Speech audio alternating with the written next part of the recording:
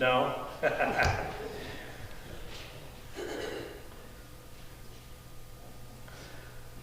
Well, today what we are having proposed to us through all of our lessons is the ability to look at life from a different perspective than what we might usually be willing to look at it with, the lens we use to see it.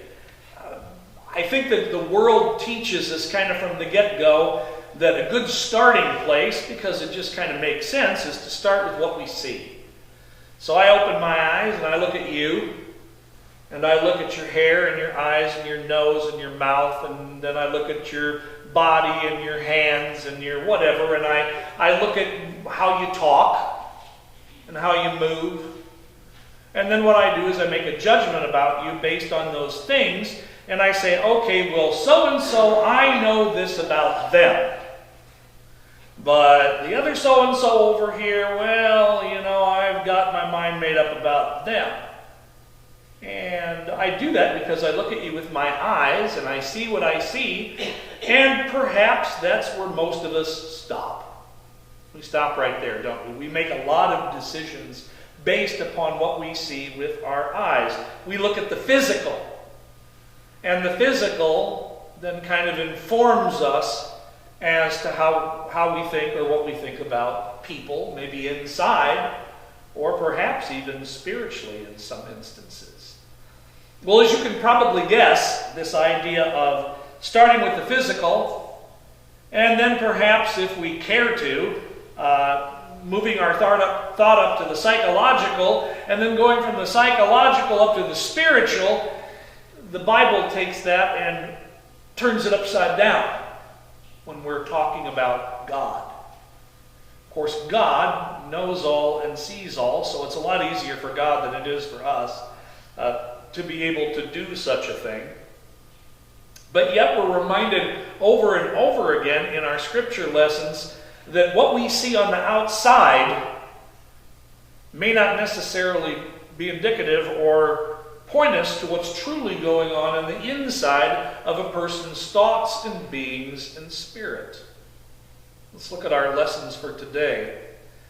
Let's go to our first reading for today, talking about the Passover from Joshua chapter 5. What's happened? The Israelites have done their 40 years through the wilderness. They're now making their way up into the Holy Land, and they're surveying the Holy Land, what will later be the nation of Israel, and things are changing very quickly. And what changes?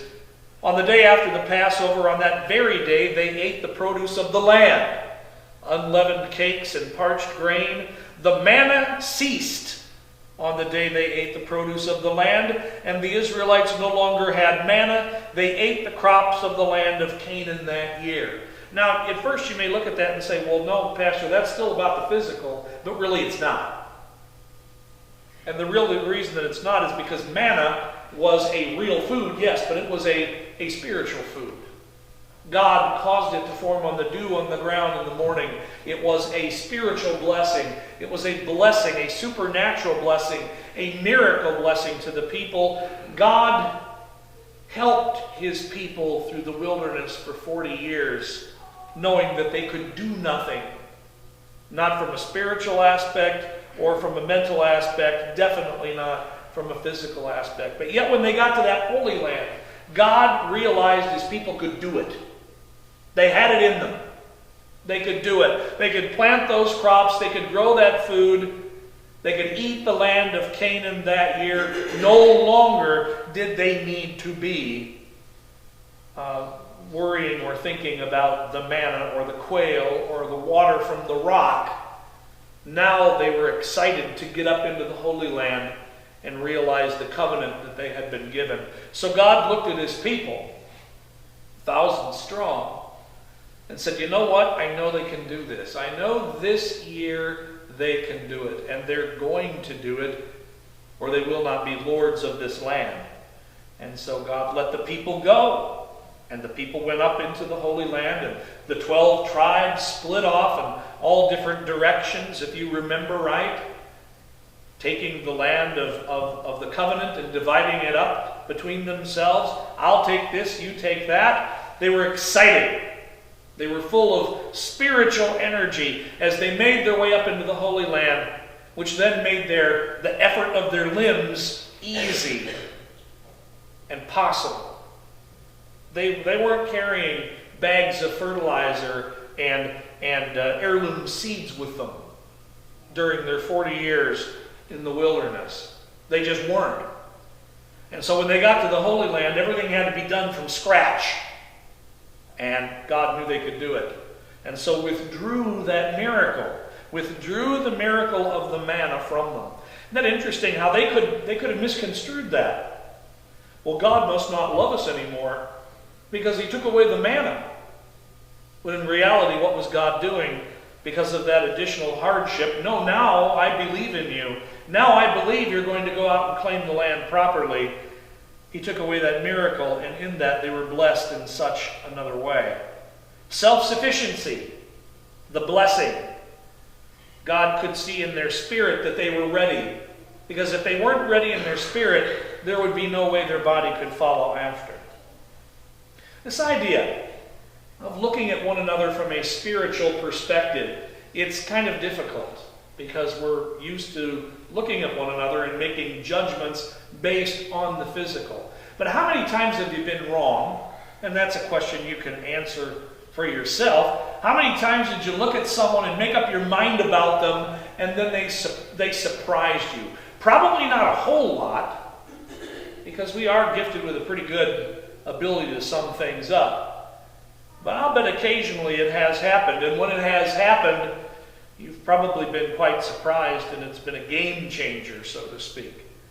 Let's go to our second reading for today, 2 Corinthians chapter 5. And once again, we see this idea of the human point of view. What is it that God looks at? What does God exhort us to do when we look at other people and when we hope other people look at us? Go to 2 Corinthians chapter 5. From now on, therefore, we regard no one from a human point of view. Even though we once knew Christ from a human point of view, we know him no longer in that way. So if anyone is in Christ, there is a new creation. Everything old has passed away. See, everything has become new. This idea of leaving behind the human point of view. Right? I can say, well, you know how those people from Bartonville are, right? And some of you are laughing because you know exactly what I'm talking about. Even though I don't, because I haven't lived here my whole life. But if you were to say, hey, you know what those people from Sunnyland are like, then I could laugh. And I would know what you're talking about. Yeah. Well, we lump people together, don't we? The way they look, the way they act, the history they have. But we are called to no longer regard one another from a human point of view, but as the new creation. And so let's go to our gospel to get a great example of what that might mean. This idea of the new creation. Being born again through Jesus Christ, an unlimited new clean slate. You know, when you're the new creation, which you are, the question isn't, what do you want to do today? It's really, who do you want to be today? That's how radical that transformative message is if you really take God at God's word. Who do you want to be today? Who do you want to be? So let's go to our gospel. And what do we see? Well, this very, very familiar story, this very blessed story of the prodigal son. I want to point out a few things, though, that are kind of interesting. I may be overdoing it, and that's fine. But I'm going to overdo something a little bit today just to make a point. And that is, we read this parable, and we very quickly make some guesses about it, and we make some decisions and some judgments about it based upon the sons, the father, the relationship, what it all means. Well, first of all, isn't it interesting that it's the younger son that is the prodigal son? Now, the younger son, as Jesus is speaking to the crowds before him in Luke chapter 15, what might that mean?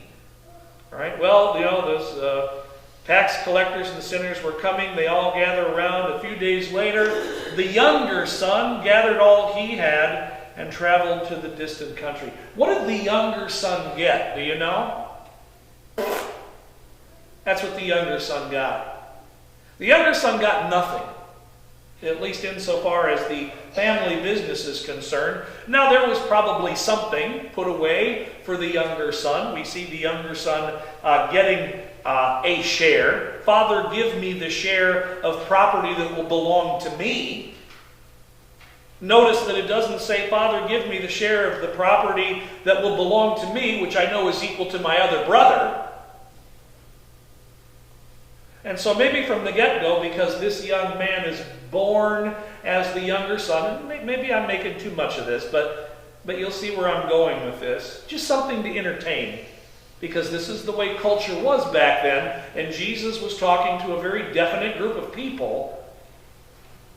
Father, give me the share of the property that will belong to me, and so the father does. Okay, well, you know what? Yeah, your brother's going to be running the business forever and ever. I'm sorry, that's just the way it is. And here you go. Here's your share of the property, which is a fifth of what your brother's going to receive. Whatever. From the very get-go, think of what was beat into this young man's head. From the very get-go, him being born in second place, people looking at him with their eyes and making a judgment about him based on the cultural norms and what was expected. Maybe the reason this young man acted up the way he acted up is because he was just in despair. You know what? What's it all matter anyway? I'm never going to equal the firstborn. My father is never going to love me as much as the firstborn. I'm never going to get a piece of the business, not in any self-sufficient way in which I can raise a family and have children of my own. So you know what? I'm out of here. I'm just going to take my little piece of the inheritance and whatever. Well, so be it. And so the young man does that. And he goes out for the purposes of just that interpretation for today. Gets us thinking. Doesn't excuse what the young man does. I'm not excusing his actions. But maybe it puts a little more flesh on the bone. Because what is everybody doing? They're looking at who he is by the physical. Oh, well, that's so-and-so's son. Oh, well, you know, he's the second-born. That's just the way it is. And they're not looking at his mind, and they're definitely not caring a whole hoot about his spirit. All these people around him. And so he takes his money and he goes. And we know what happens, except until we get to 17.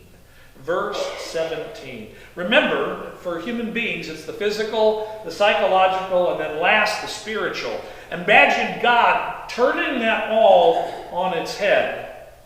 God turning that upside down, and God's just waiting. God's waiting.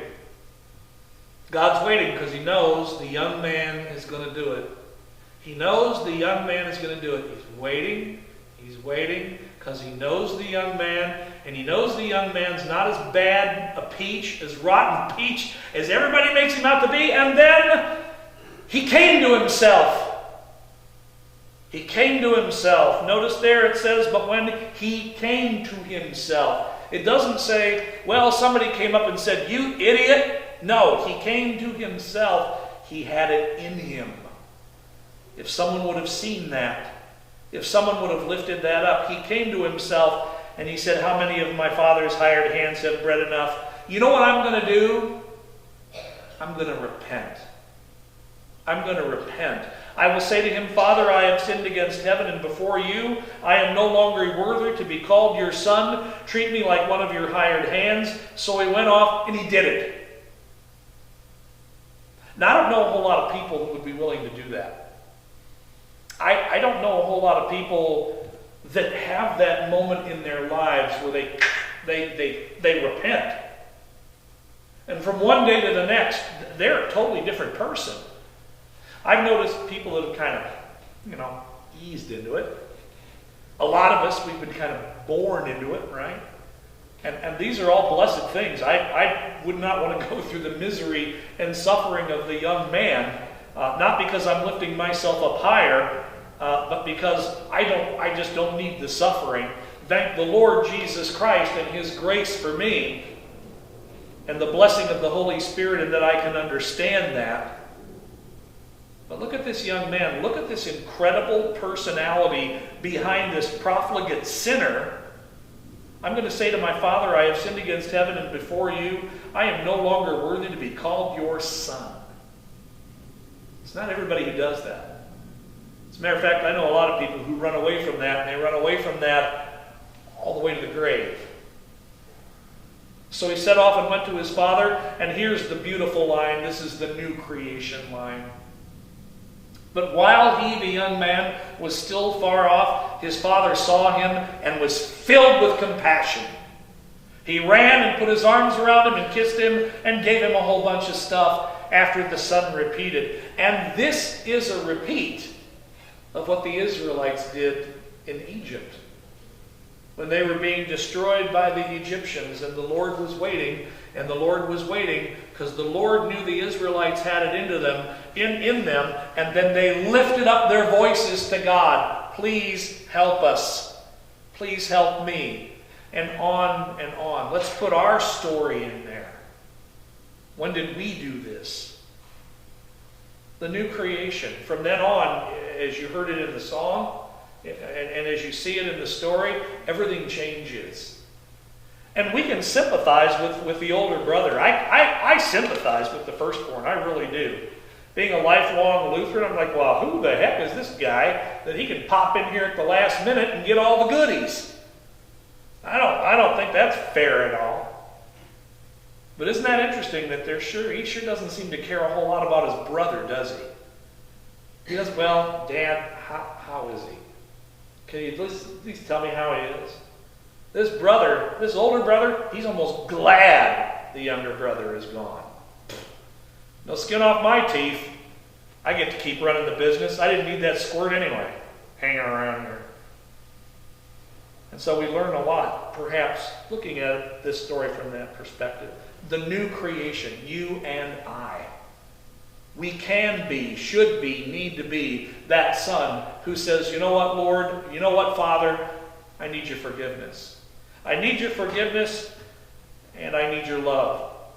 And the Father, Jesus Christ, so eagerly gives it while we were still far off, yes, even for us. The Father sees us and is filled with compassion. So this season of Lent, continue to offer up the prayers, the hopes, the thoughts. Don't forget who you are. Know that you are claimed by Christ, the eternal Savior. Amen.